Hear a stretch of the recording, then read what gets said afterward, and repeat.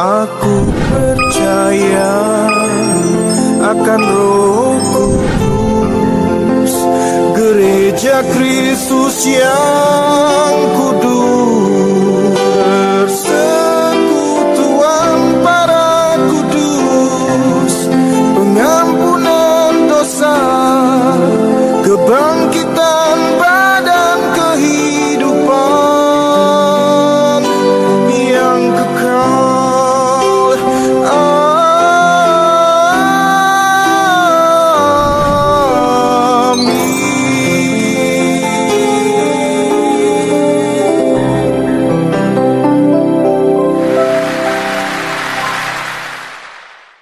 Salve.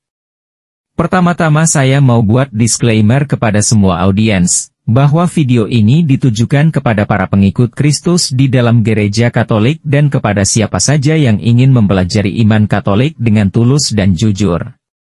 Tujuannya adalah katekese untuk memperkuat iman kepada Yesus Kristus dan memberikan tambahan pengetahuan tentang ajaran Kristiani di dalam gereja yang satu, kudus, Katolik, dan Apostolik, yang bersumber pada 3 pilar kebenaran yaitu Alkitab, tradisi suci gereja, dan magisterium gereja. Selain itu, video ini bersifat apologetik. Artinya, konten video ini berisi argumentasi-argumentasi yang mempertanggungjawabkan kebenaran ajaran iman Katolik. Jika Anda bukan beragama Katolik, saya tidak menyarankan Anda untuk lanjut menonton karena ajaran iman yang dijelaskan mungkin berbeda dan tidak sesuai dengan ajaran iman di dalam agama Anda. Namun jika Anda tetap ingin lanjut menonton, itu adalah hak Anda masing-masing sebagai pribadi yang memiliki kehendak bebas dan saya tidak bisa melarangnya. Jika Anda tidak setuju dengan ajaran iman Katolik yang dijelaskan di dalam video ini, tidak apa-apa. Toh, ini bukan ajaran agama Anda. Sekarang mari kita simak videonya. Damai Kristus. Saudara-saudariku umat Katolik. Video ini adalah bagian kedua dari video pertama yang berjudul Orang Ini Menghujat Ibu Yesus dengan menyebut Maria bejat total. Di video pertama saya menampilkan video si penghujat Al-Mawfu yang menyebut Ibu Yesus dengan sebutan bejat total. Di video pertama itu, saya juga menampilkan renungan kenapa semua orang Kristen harus menghormati Ibu Yesus dan menerimanya sebagai ibunya sendiri. Selain itu, saya juga menampilkan cuplikan video Bapak Bambang Nursena yang menjelaskan bahwa dalam ajaran Protestan modern, semakin lama Bunda Maria semakin ditinggalkan dan semakin hilang. Padahal, para pendiri Protestan sangat menghormati dan memuliakan Bunda Maria. Lebih lanjut lagi, pada video pertama, saya juga menampilkan ajaran-ajaran Martin Luther yang sangat meyakini bahwa Maria adalah Bunda Allah, dan oleh karena itu Maria patut mendapatkan penghormatan. Silahkan klik link di atas, jika Anda belum menonton videonya. Dalam video bagian kedua ini, saya akan lanjutkan pengajaran para pendiri Protestan yaitu Martin Luther, John Calvin, Ulrich Zwingli, John Wesley, dan Thomas Cranmer tentang Bunda Maria. Mungkin Anda tidak percaya. Tetapi para pendiri Protestan garis keras ini walaupun menolak begitu banyak ajaran gereja Katolik, namun jika terkait Bunda Maria, mereka masih mempercayai ajaran gereja Katolik. Tapi sebelum menyimak videonya, pencet tombol like, subscribe, dan tombol lonceng agar Anda tidak ketinggalan video-video dari Katolik Harus Tahu dan tim kami semakin bersemangat membuat video-video apologetik Katolik. Sekarang, mari kita simak videonya sampai habis. Saudara-saudariku umat Katolik. Mari kita simak pengajaran dari para pendiri gereja Protestan tentang Bunda Maria. Memang benar bahwa para bapak reformasi juga menghormati Maria. Banyak orang tidak menyangka bahwa sebenarnya para pendiri gereja Protestan sesungguhnya juga menghormati Bunda Maria. Bahkan bisa dikatakan, jika membaca tulisan-tulisan mereka, kita bisa menemukan, para bapak reformasi ini menerima hampir semua ajaran pokok gereja Katolik tentang Bunda Maria dan menganggap ajaran-ajaran ini sangat alkitabiah dan mendasar untuk iman Kristiani yang historis. Berikut ini beberapa cuplikan ajaran mereka, seperti yang saya kutip dari buku karangan Robert Payesko. Robert Payesko, The Truth About Mary, Volume 1, Santa Barbara, Queenship Publication, 1996, page 1. 51-58. 1. Martin Luther, tahun 1483 sampai 1546. Berikut ini adalah pengajaran Martin Luther tentang Bunda Maria. Yang pertama tentang Maria Bunda Allah. Tentang dogma Maria Bunda Allah, tokoh utama reformasi Protestan ini mengajarkan sebagai berikut. 1. Dia secara benar disebut bukan hanya Bunda manusia, tetapi juga Bunda Allah. Pastilah bahwa Maria adalah Bunda dari Allah yang sungguh dan sejati. Khotbah tentang Yohanes 14 dan 16. 2. Manusia telah menjejalkan semua pujian Maria ke dalam frase tunggal, Bunda Allah. Tak seorang pun dapat berkata sesuatu yang lebih besar tentang dia, meskipun ia mempunyai lidah sebanyak daun-daun di pohon. Komentar tentang Magnificat. 3. Rasul Paulus, dalam Galatia 4 ayat 4, mengatakan, Tuhan mengutus anaknya, yang lahir dari seorang perempuan. Perkataan ini yang kupegang sebagai kebenaran, sungguh-sungguh menegaskan dengan teguh bahwa Maria adalah Bunda Allah. See Martin Luther, Weimar edition of Martin Luther's works, translated by William J. Cole, 50, page 592, line 5. 4. Konsili Efesus tidak menyampaikan sesuatu yang baru tentang iman, tetapi telah memperkuat iman lama, melawan kesombongan baru Nestorius.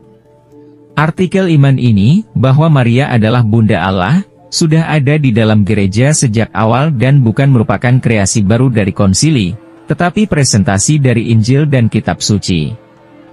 See Martin Luther, Weimar edition of Martin Luther's works, English translation by J. Pelican, St. Louis, Concordia, Volume 7, 572.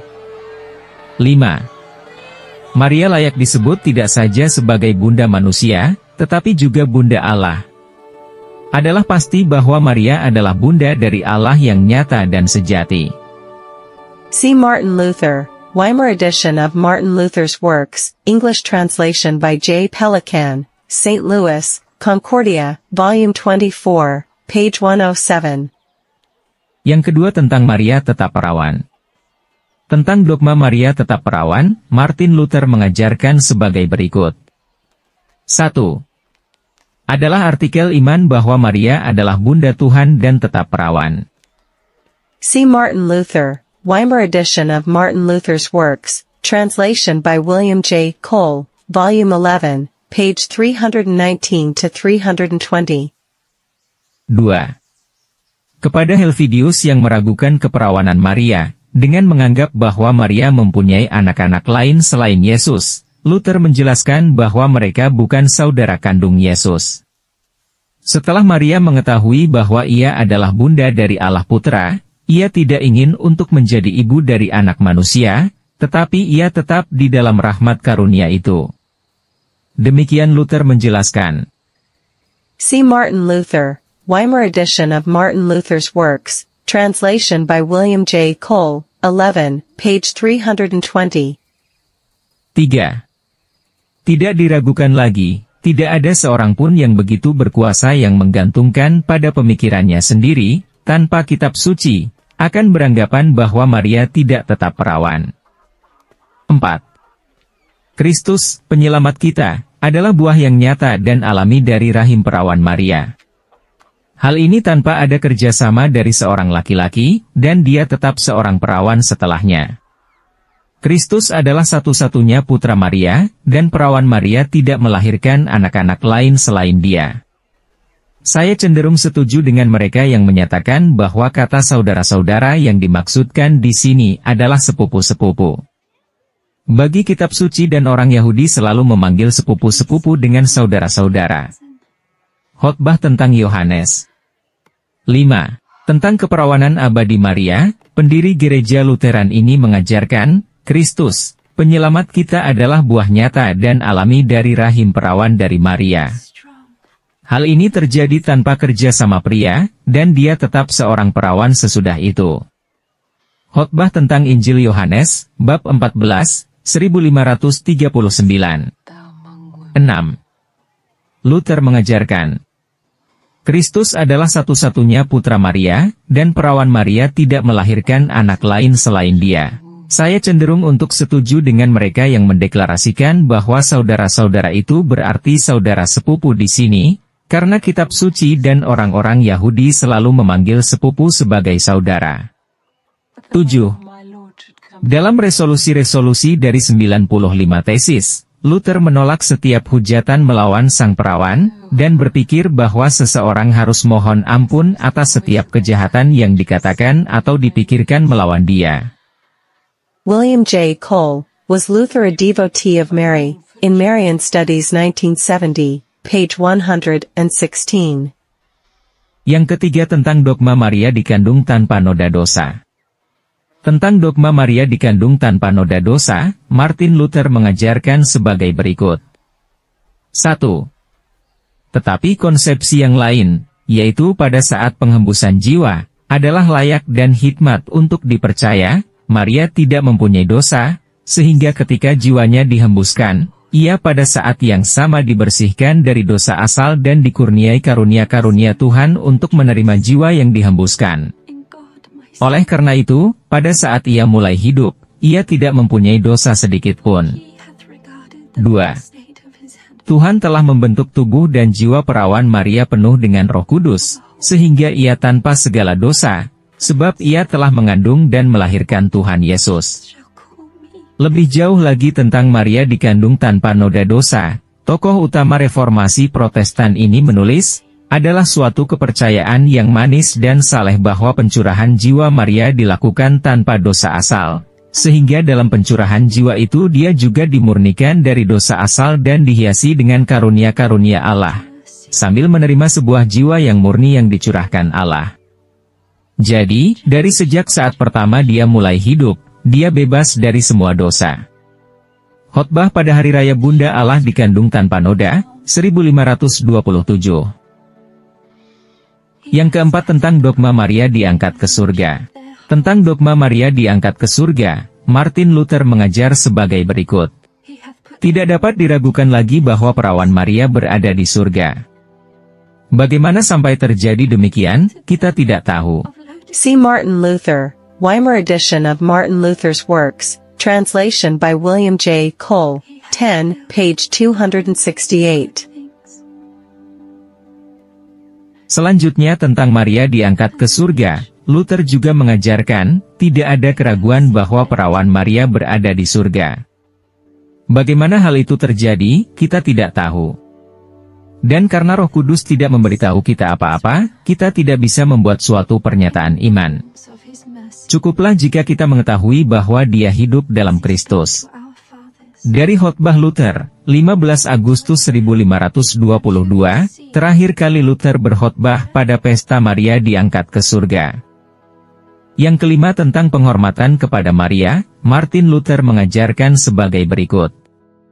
1. Maria adalah wanita yang tertinggi dan permata terluhur dalam Kristianitas sesudah Kristus. Dia adalah keluhuran, kebijaksanaan, dan kesucian yang mempribadi. Kita tidak pernah dapat menghormati dia secara cukup.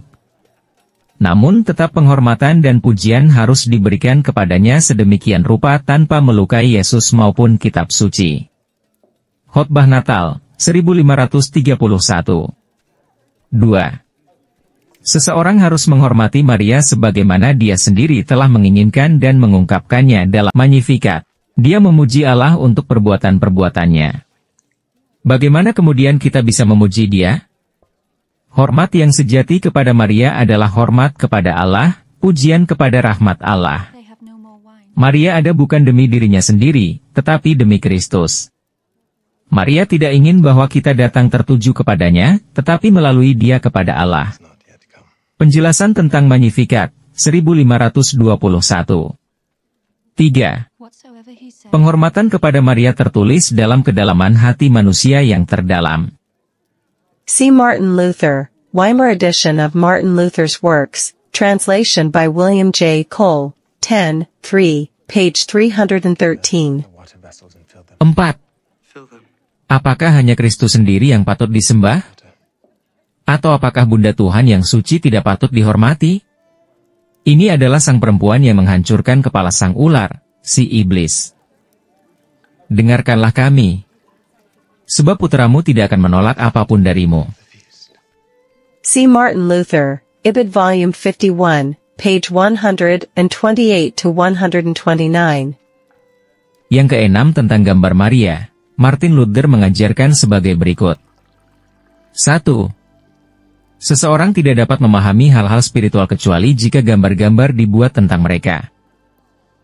See Martin Luther, Weimar edition of Martin Luther's works, translation by William J. Cole, 46, page 308. 2.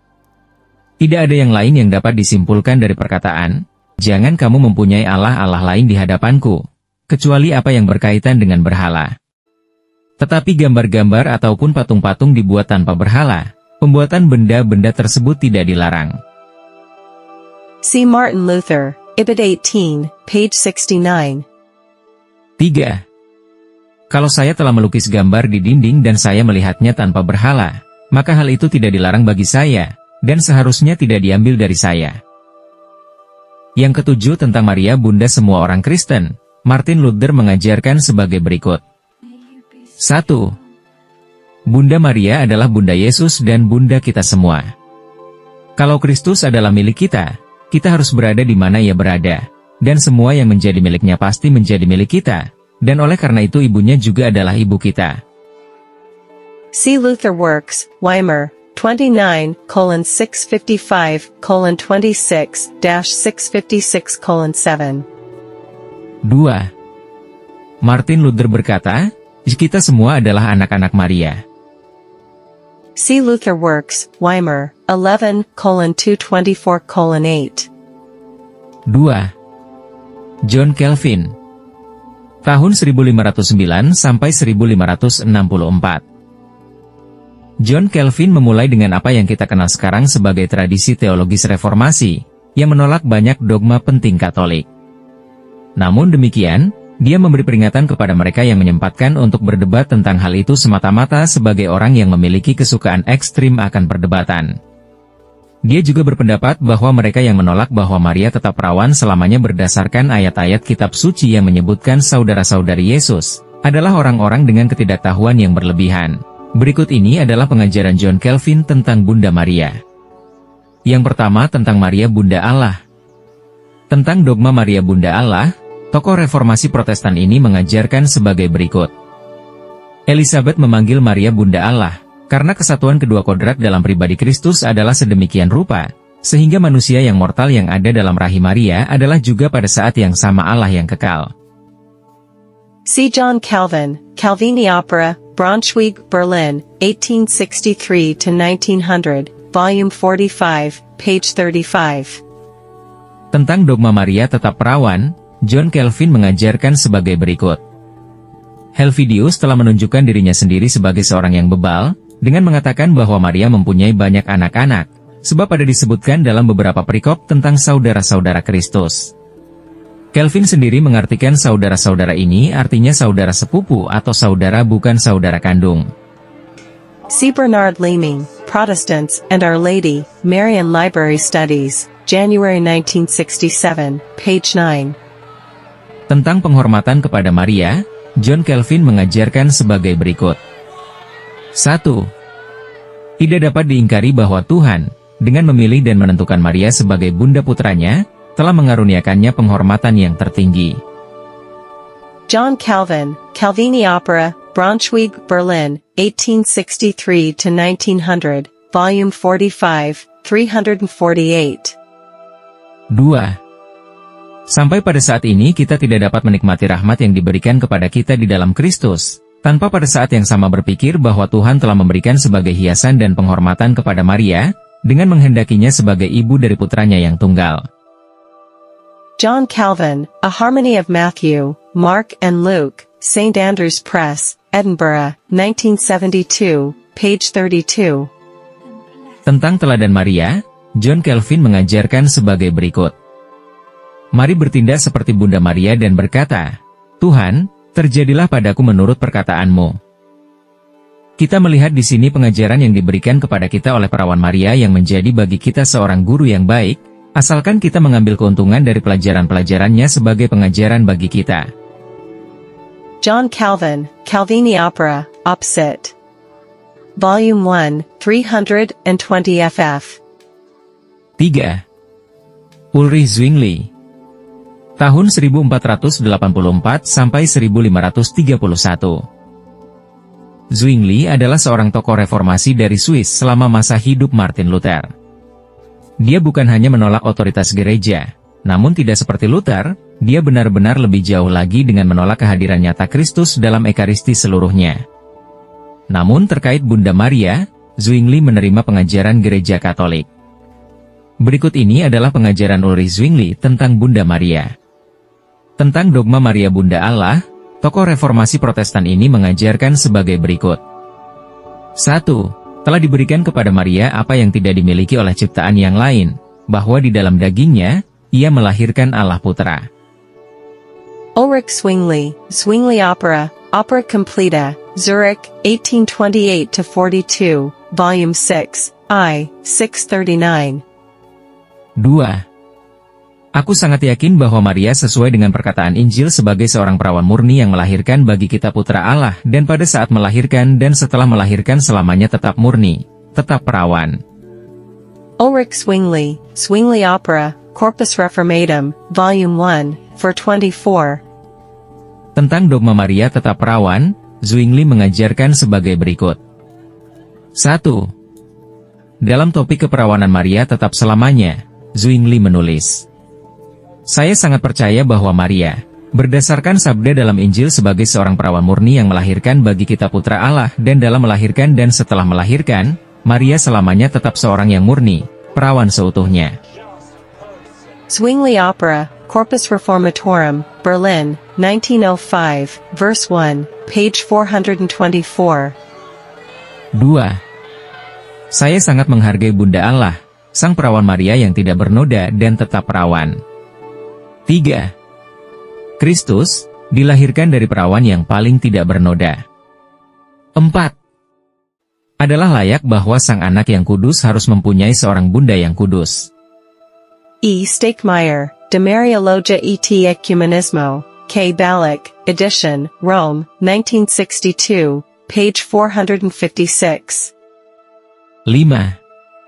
Semakin banyak penghormatan dan kasih Kristus berkembang di antara manusia, makin banyak penghargaan dan penghormatan kepada Maria harus berkembang juga. Ulrich Zwingli, Zwingli Opera, Corpus Reformatum, Volume 1, page 427-428. 4. John Wesley.